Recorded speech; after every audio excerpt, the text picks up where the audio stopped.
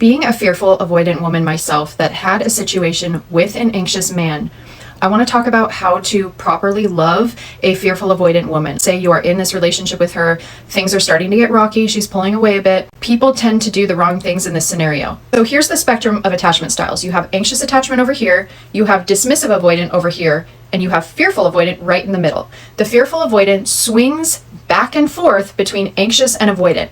So the fearful avoidant has two core wounds. One is of abandonment, like the anxious person. The other is of engulfment, like the dismissive avoidant. What you will typically see in a relationship with a fearful avoidant is a lot of hot and cold, to the point where you may feel like you are talking to two different people. Sometimes it will feel like they are very present and connected with you, and then all of a sudden they will just pull away. This was the exact situation that I had with this anxious guy. I didn't realize that I was necessarily a fearful avoidant. This wasn't even that long ago, but I had just gotten dumped by a dismissive avoidant. I was trying to heal, I was trying to figure myself out, and I didn't really understand. And it wasn't until I got into this dynamic that I started to see things really clearly about myself. What I noticed was that I had two wounds that were being activated in this situation, because this was a more anxious person who was showing up as available, which is something that I wasn't used to. So what would typically happen is that I really liked the connection we were having. I felt very safe with it. I felt very validated and reassured. So we would have that connection, but then there might come a point where it felt too much. Then I would pull away. What he would do is he would get kind of reactive about me pulling away. He could be passive aggressive. He could be kind of upset and reactive. And I know that he was trying to be understanding, but it was triggering his core wound of abandonment, so he was acting out on that. But if you want to love a fearful avoidant, you have to understand that you have to nurture both of their core wounds. So when they pull away, they are feeling a sense of engulfment, and so they need to take that space. When they take space, you take space. You don't reach out, you don't whine and question them to get answers, you don't use passive aggression, you don't do anything. You simply pull back, you go to your own life, and you say, okay, this was expected because I know they're fearful avoidant and they get overwhelmed. And you wait it out. And guess what's going to happen? If you mirror their behavior and you pull back, the fearful avoidant is then going to get triggered back into their anxious wound. Something is going to happen that will trigger them into wanting to be reassured again, wanting that feeling of reassurance and validation. So they're going to come back, which is exactly what I did with this guy, because every time I took space, all it took was probably a day or two for me to kind of crave that reassurance again. So then I would come back over. And what I was looking for was that safety and reassurance of that connection that we had. The problem was, the more times that I went back and forth, the more reactive he was getting, and the more kind of almost impatient he was getting, or at least it felt that way to me.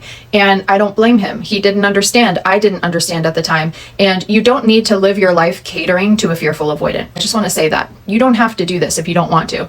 I'm just saying, for anyone that is in a relationship with a fearful avoidant and you want to be there still, this is what you need to do. This right here just hit me in the gut. How do you make a fearful avoidant feel loved? Stay close to the fearful avoidant, be present, but do not push them toward a relationship in any way, not even subtly. Allow them to experience a longing for you initially, and remain nearby for when they muster up the courage to make a significant move toward you. In the situation I had with this person, I really liked him. And initially, I really wanted to get to know him more and just kind of have things progress naturally so that I could see if this might be a good fit and I could grow romantic feelings for him, because I had just gotten out of another relationship and I just, I wasn't quite ready for a relationship. I didn't want that yet. Well, he had kind of had a thing for me though. He had feelings for me. And it was very difficult for him to just, I think, be present in the moment and not be thinking about the future and not be thinking about what we could be at some point. And even though I know that he wasn't trying to pressure me, and he would say that all the time, what I saw through kind of his actions and his words and behavior was that there was a lot of pressure and there was a lot of importance put on the fact that his feelings are at stake and he has feelings for me and he can't just shut those off. What I really needed, and what I think would have made the situation a lot more successful, is if, just like that paragraph said, if he would have stayed near, like that safe person that was there, but there was no talk of relationships, no talk of this is what we're going to be in the future. Oh, do you promise? Like none of that at all. Present in the moment, just getting to know each other. Sometimes you kind of have to follow the fearful avoidance lead and kind of mirror their behavior. Let's say there's this initial love bombing stage and the two of you kind of rush into something, right? But then the fearful avoidant gets scared and pulls back. Okay, you're going to need to pull back too, because the fearful avoidant now feels like, uh-oh, maybe we rushed, maybe we went too fast. I want to slow it down. Okay, you're going to pull back now. That's what you're going to do. You're not going to keep reaching out. You're not going to ask them, oh, can we do this? Oh, why don't you want to be in a relationship? That's what we talked about. You promised me, blah, blah. No.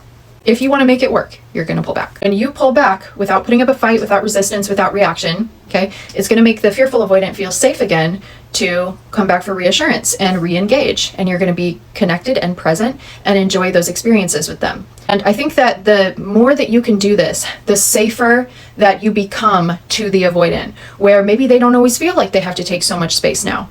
I'm learning to trust this person. This person isn't bothered or reactionary when I need to take a little space, or when I can't text them back right away, or when I don't want to text them back right away. They're not going to get sick over it. They're not going to have to leave work early. They're not going to have nightmares about it. They're not going to be super upset if I have to go one day without speaking and maybe I can't, maybe I don't tell them, right? Maybe I don't come out and say, hey, I'm not going to be texting you for the next 24 hours.